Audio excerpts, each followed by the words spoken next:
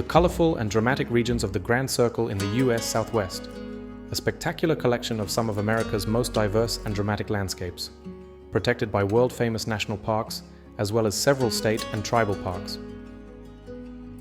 This rugged and sparsely populated area is characterized by several isolated mountain ranges that rise from the vast high desert plains of the Colorado Plateau.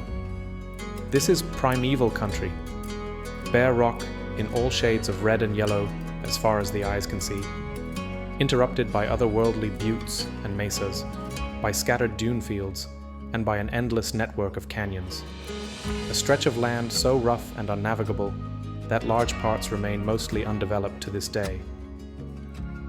In the middle of it all lie some of the most remote and isolated areas of the lower 48, a harsh and wild, yet strangely beautiful stretch of land that has been a symbol of the Wild West for ages, thanks to its dramatic sceneries and rich cultural history, ranging from pre-colonial civilizations to the iconic era of Route 66. This has created a dense concentration of world-renowned natural, as well as historic landmarks, and extremely popular tourist destinations that are scattered throughout this area.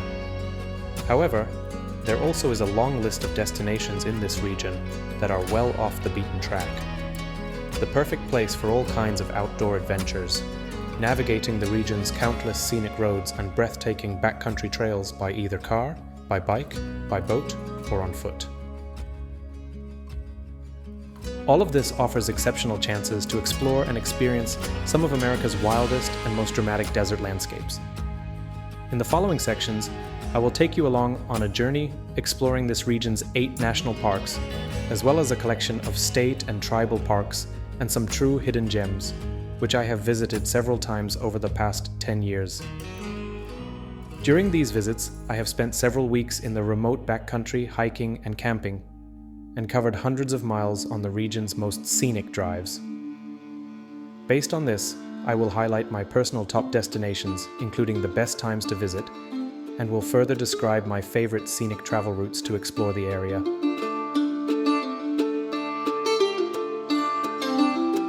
The Grand Circle is centered around the Four Corners region and covers large parts of Arizona, New Mexico, Utah, and Colorado, further encompassing the entire area of the Navajo Nation Reservation, America's largest Indian reservation. There are 3 major travel routes serving much of the area. The most popular travel route in the region is Route 66, which has been replaced largely by I-40 and runs through northern New Mexico as well as northern Arizona. This route cuts through the southern portion of the Grand Circle area, connecting Albuquerque in New Mexico with Kingman in Arizona. The Route 66 theme is well preserved in most of the towns and villages along the way, with Holbrook, Flagstaff, and Seligman serving as major local hubs that offer countless photo opportunities, themed restaurants, and gift shops. Highways 191 and 89 are the 2 main routes running in a north-south direction, serving much of the Navajo Nation Reservation as well as northern Arizona and southern Utah. Along these routes lie many of the region's world-renowned natural highlights with Grand Canyon National Park, Antelope Canyon, and Zion National Park along Highway 89, and Monument Valley, Canyonlands National Park, and Arches National Park along Highway 191 being the most popular destinations.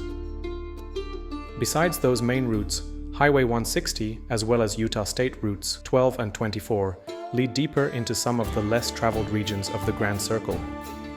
While Mesa Verde National Park, Capitol Reef National Park, and Bryce Canyon National Park are not located directly along one of the 3 major traffic arteries, a detour along Highway 160 or Utah State Routes 12 and 24 to one of those parks is well worth the drive, as this leads into some of the more pristine desert areas that are off the beaten track.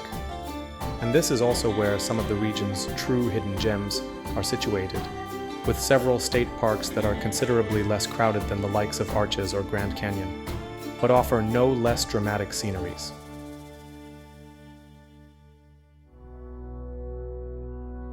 Southern Utah contains one of America's most dramatically diverse landscapes, from the steep cliffs of the Zion Canyon and Cedar Breaks area over the colorful high plateau of the Bryce Canyon and Escalante area. or from the remote Circle Cliffs and Capitol Reef National Park all the way to the rugged high desert around Canyonlands National Park. This is where some of the most remote regions within the lower 48 of the US offer exceptional chances for some unparalleled outdoor adventures, as well as that undisturbed peace and quiet of a pristine wilderness set in the middle of an incredibly picturesque scenery.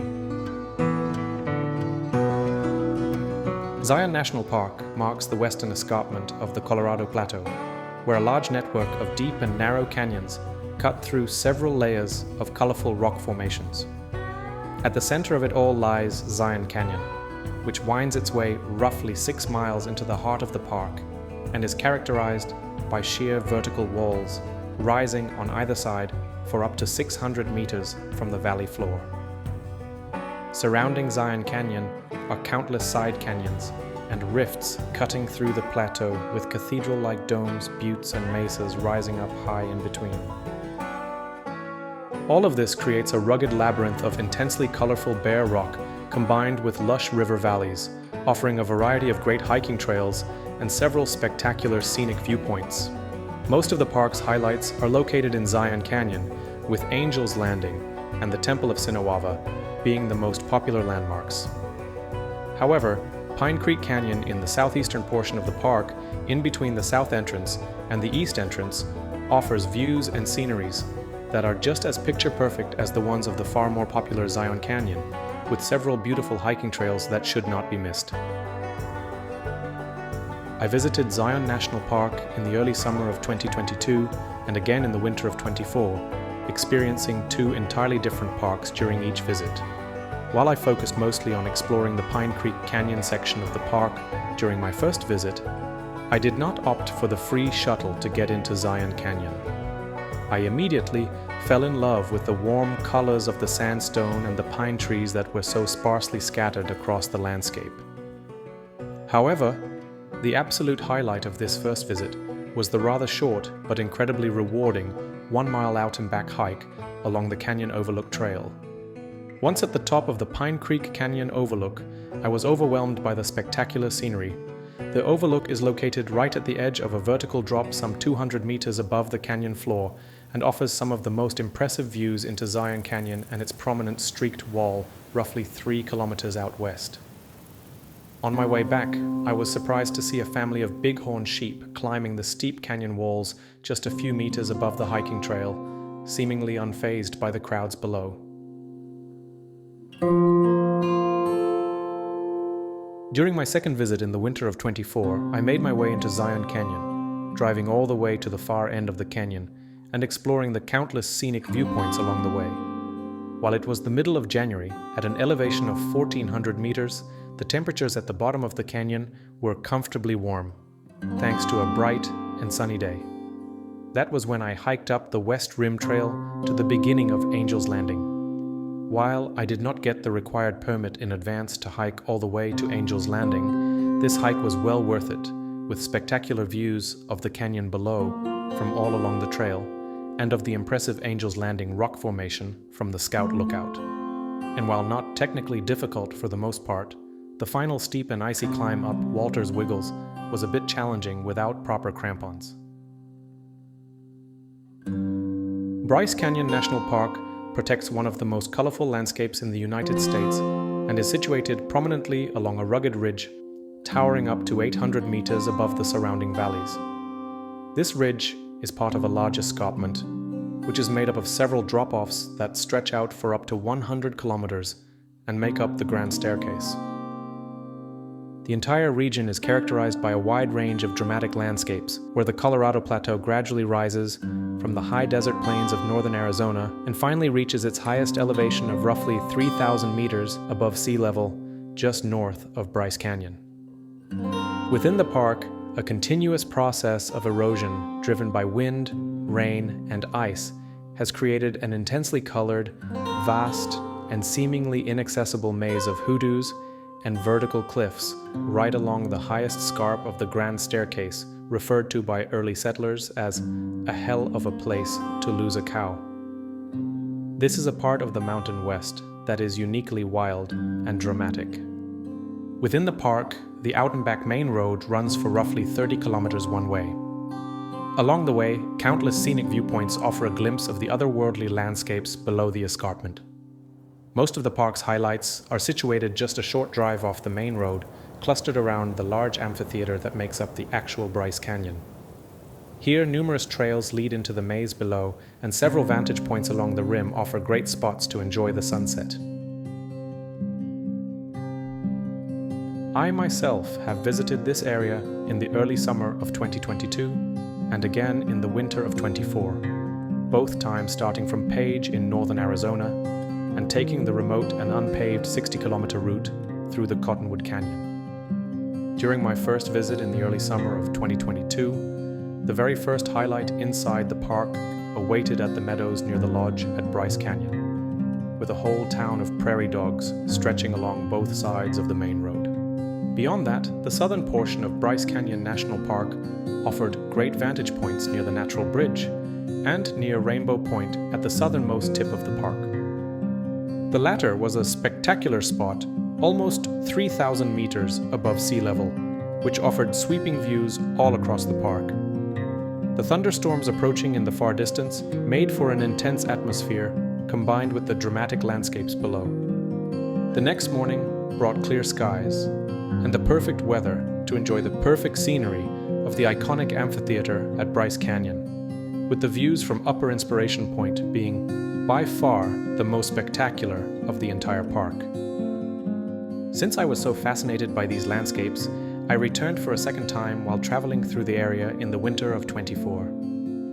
This time I focused more on exploring the amphitheater and Bryce Canyon and took to the hiking trails into the maze of Wall Street, South Hall, and Queen's Garden. After several hours of walking through the towering rock formations, I finally reached the upper rim of Bryce Canyon just in time for a spectacular sunset which covered the entire landscape below in an intense rose color. An unforgettable moment which made me forget about the freezing cold winter temperatures for a moment.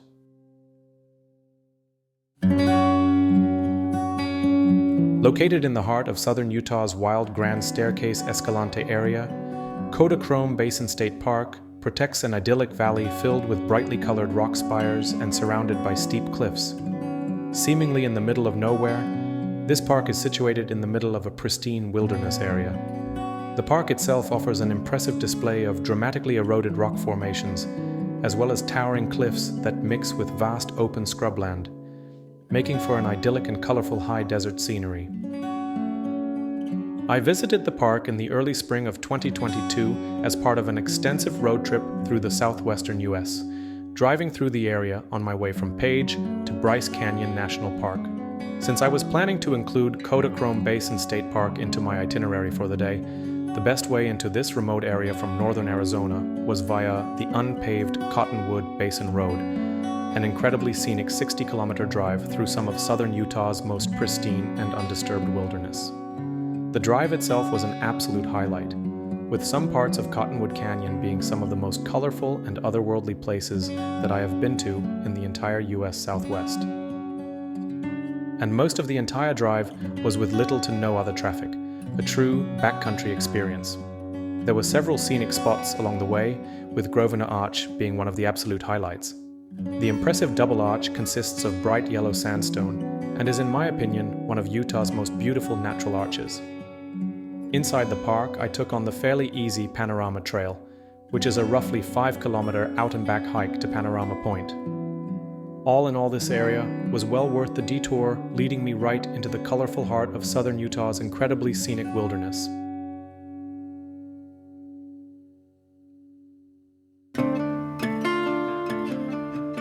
Surrounded by some of southern Utah's most sparsely populated regions, Capitol Reef National Park is situated in between the Grand Staircase Escalante National Monument, as well as several national forests to its west, and the vast open plains of the San Rafael Desert to its east. This is an area that is truly off the beaten track, and where America's Wild West is still very much alive today. The only notable villages within a 100-kilometer radius are the desert town of Hanksville, and some rural settlements such as Torrey, both offering a handful of hotels, gas stations, and convenience stores. Within the park, a rugged and colorful desert landscape full of narrow canyons, steep cliffs, and bright domes forms the dramatic centerpiece of the Capitol Reef. The entire area is part of a large fault line that runs like a massive scar through much of southern Utah and has created a stunning landscape that is unlike any other place in the US. Set in the middle of this dramatic scenery are numerous well-preserved historic sites and cabins that show how life looked like when the first European settlers lived here. The combination of picturesque rural towns and historic sites set in the middle of a pristine desert wilderness makes a trip to the capital Reef area feel like traveling back in time. I visited the area back in the summer of 2022, when I stayed in the remote village of Torrey for 2 nights. My travel route ran from Moab out east to Salt Lake City, with a detour through the dramatic canyons of the capital Reef. The route down south from Green River towards Hanksville was already as dramatic as it gets, with massive thunderstorms towering above the San Rafael Desert towards the west. Inside the park, the road closely followed the course of the Fremont River, which has carved its way straight through the capital Reef, creating a lush green river valley in the process. A place that seemed like an oasis in this dramatic world of bare rocks and steep cliffs. There were several spots along the way to stop and pause and to simply enjoy the scenery. One of the highlights along the way was the short but incredibly picturesque hike towards the Hickman Natural Bridge in between the park's imposing domes. There was little to no shade along the way, and the August sun was intense that day. Still, the short 2-mile out-and-back hike up the cliffs and along the rim was incredibly rewarding. Just a short drive from the trailhead, the historic settlement of Fruita offers a collection of well-preserved buildings of early European settlers, as well as some native rock arts, showcasing the region's rich cultural background, which dates back several centuries. While all of these places offered incredibly picturesque spots to explore, my all-time favorite was Gooseneck's Overlook and Sunset Point, close to the park's western entrance. From here, I witnessed one of the most beautiful sunsets in all of Utah, with spectacular views all around. Later that night, this exact same spot was the place where I experienced a remarkably clear display of the Milky Way. With much of southern Utah offering exceptionally dark night skies, and Capitol Reef National Park situated hundreds of miles from the nearest major source of light pollution, this is one of the best places in the US to watch the stars. A part of the San Rafael Desert Goblin Valley State Park is located in the middle of a vast stretch of land that seems as far away from civilization as hardly any other park within the Grand Circle. The park's entrance is roughly 20 kilometers from Utah State Route 24 via a scenic road through remote desert landscapes, and more than 50 kilometers from Hanksville, the nearest outpost of civilization. However, the park itself is well developed and offers a campground that seems like a high-end alternative to the campgrounds of the National Park Service, with spotless and modern facilities. Besides that, this comparatively small park offers a dense network of well-maintained hiking and biking trails. Located along the eastern edge of the San Rafael Swell, Goblin Valley consists of mesas and pinnacles that are scattered throughout the desert plains, the most remarkable feature of them all being a basin filled to the brim with hundreds of sandstone hoodoos. When I was traveling in between the backcountry sections of Canyonlands National Park in the fall of '24, making my way from the White Rim Road in the Island in the Sky towards the remote Maze District, I stopped along the way at Goblin Valley State Park. I have brought all my gear for a busy day, including a mountain bike and hiking gear. First, I took to the biking trails in the western section of the park, riding along the narrow winding trails past the towering mesas and pinnacles of this area. Towards the northern section, the trails offered great views of the park in the valley below and of the distant San Rafael Swell, a great way to explore the desert and some of the most colorful bike trails that I have been on so far. After that, I took to the Curtis Bench and Carmel Canyon trails, both of which offered great scenic views of the surrounding landscapes. My personal highlight, however, was to venture into the actual Goblin Valley and walk amongst the hundreds of hoodoos. Getting up close with those strange rock formations and immersing myself in this maze of rocky goblins was a unique experience.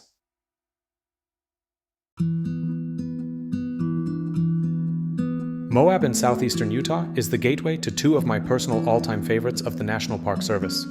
Just a short drive up north from Moab lies the entrance to Arches National Park, As the name suggests, this park offers one of the densest concentrations of natural arches in various shapes and sizes. Arches has become increasingly popular over the years, which has led to the implementation of a vehicle permit system to control the number of people visiting the park. This means that everyone entering the park has to show either a vehicle permit or a campground reservation at Devil's Garden Campground. Both reservations can be purchased online. However, campground reservations at Devil's Garden Campground, the only campground inside Arches National Park, are extremely popular and therefore hard to get. Inside the park, an entirely different world full of towering rock pillars and natural arches awaits.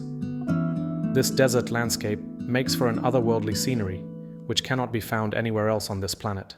And because of that, Arches is one of the busiest parks in Utah, meaning large crowds, especially at the most popular spots. However, there also are lots of sections inside this park that offer some peace and quiet in the middle of a stunning desert scenery. I myself have visited this park in the early summer of 22, in the late summer of 23, and again in the fall of 24. While I have only spent one full day driving from one busy hotspot along the paved park road to the next, when I first visited, I used the other two visits to venture a little further into the less crowded sections of the park.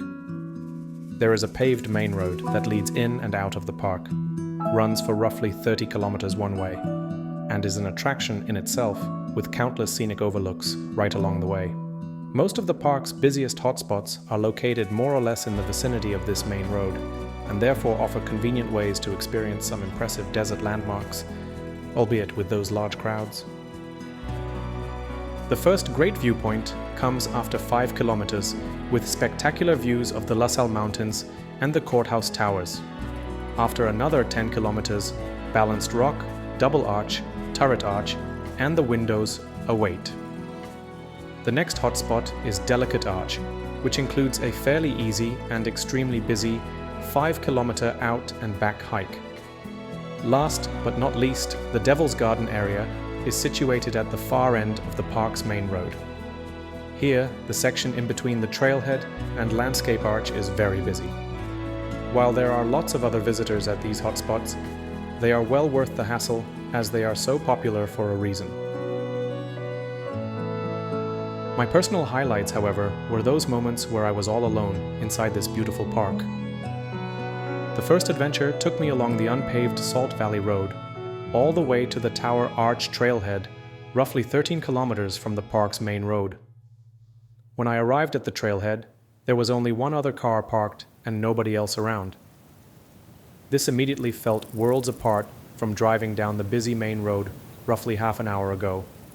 There was no sound, except for the occasional breeze blowing through the bushes next to the parking lot. It was a hot afternoon, so I packed plenty of water and started my way up the steep cliff. Along the 3-mile out and back hike, I passed the Marching Men Formation, beautiful sand dunes, wind-swept juniper trees, and just 2 other hikers. Tower Arch was the perfect spot to take a break, hidden in a narrow and remote valley far away from everything, a place I didn't really want to leave. Just a few miles from the intersection with Salt Valley Road lies the busy trailhead of the Devil's Garden Trail. During my last visit, I hiked the entire trail all the way to the Dark Angel Formation at the far end. Once I passed by Landscape Arch and made my way up to Wall and Navajo Arch, the crowds immediately got fewer and fewer with every step. The final stretch towards Dark Angel was the most scenic and at the same time the least crowded. Here I once again enjoyed some truly pristine desert solitude as I marveled at the beautiful Double O Arch. In my opinion, one of the absolute highlights of the park. My way back towards Landscape Arch led me down the primitive loop, which was filled with scenic views and lots of privacy. While this trail was a bit difficult due to the climbing sections and the little to no shade along the way, as well as the sections along the primitive loop, which were hard to find at times, this hike was extremely rewarding and well worth the roughly 2.5 hours. Next to the trailhead was Devil's Garden Campground, where I was fortunate enough to stay for a night after I returned from my Devil's Garden hike. That evening, I went to bed early and set my alarm clock for 5 in the morning in order to be able to make it to the Delicate Arch in time for the sunrise. And that is what I did. I had beat the crowds and made it up there just before the sun was about to rise when suddenly a thunderstorm appeared out west. That's when I found a shelter inside one of the nearby arches and watched as the storm passed by. After the brief but heavy rain, I returned to the delicate arch. I did not get to watch the sun rise over the arch, but I still got to experience this hot spot all by myself for a short while.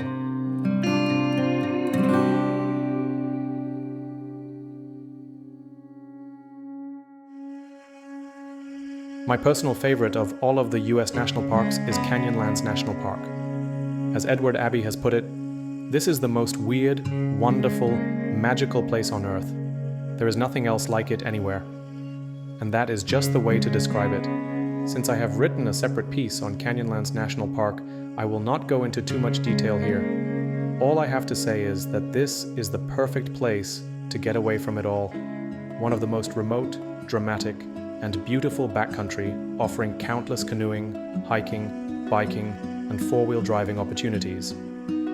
The combination of dramatic rock formations, buttes, and mesas, rising from an endless maze of canyons as far as the eye can see, and all of it set in the middle of one of the most inaccessible regions of the US, makes this an incredibly adventurous playground for outdoor enthusiasts. Bordering this vast and harsh desert country, the Blue Mountains rise like an island from the barren wasteland which surrounds it on all sides. Like a mirage, its lush and dense forests and pristine mountain streams are just minutes from the canyons below. I myself passed through this mountain range in the early summer of 22 and in the fall of 24. During my most recent visit, I made my way up the northern face of the Blue Mountains from the Needles district of the Canyonlands and witnessed the complete transformation of the surrounding scenery within just 16 kilometers and less than 20 minutes. This route led me past the Needles District View area, a spectacular viewpoint overlooking the entire Canyonlands Basin all the way to the La Salle Mountains, as well as Arches National Park, some 100 kilometers up north. Here I also set up camp at the Dalton Spring Campground on the eastern slope of the mountains, with deer frequently passing through. All in all, I found these mountains to be an awe-inspiring detour, which highlights the great variety of landscapes which can be found in southern Utah.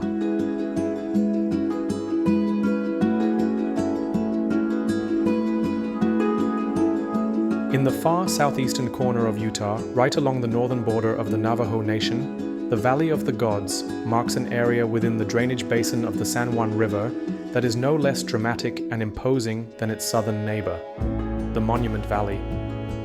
However, except for one partially very rough and ungraded dirt road, this valley offers no infrastructure at all. A truly pristine desert wilderness, only suitable for high-clearance vehicles. However, for those looking to escape the crowds, this is the perfect place to spend a night in a valley where time stands still. At least, that's how I experienced it when I first stopped here next to the dirt road in order to scout ahead for the best spot to boondock for the night. I had just come from up north and passed through the small desert settlement of Bluff, the closest town roughly 30 kilometers from the valley and filled to the brim with historic places from the first Mormon settlers in the area. It was the late August of 22, one of my first visits to southern Utah, and the air was hot and heavy with humidity. While Highway 163 passes right by the southern edge of the valley, there was no trace of the busy traffic route as soon as I drove down the dirt road towards the towering buttes. After a couple of minutes, the highway was no longer visible, and when I first stopped, turned off the engine, and stepped out of the car, the eerie silence was overwhelming. This was something I haven't experienced before, being outside and hearing no sound at all. While it took some getting used to, I decided to keep going until I found the right spot to set up camp for one night, an experience that stuck with me and which I could not get enough of ever since, a memorable and rewarding experience.